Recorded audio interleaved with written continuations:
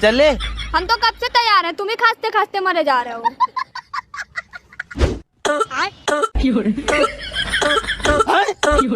अबे साले, हट साला, साइकिल को एकदम हेलीकॉप्टर बना के रखे हो। अब हम नहीं जाएंगे तुम्हारे साइकिल पर। अच्छा ठीक है, साइकिल पर मत बैठना, अब हम पैदल चलेंगे। रुको जरा। हट साला, ऐसे में तो हम मम्मी के घर पहुंच ही नहीं पाएंगे। साले तू। अरे काहे परेशान हो रही हैं? 35 किलोमीटर तो हम चल आए हैं, बस 2 किलोमीटर और बचा है। और अभी तो रुको। अरे ये तो वापस घर पे पहुंच गए। सारी बहाने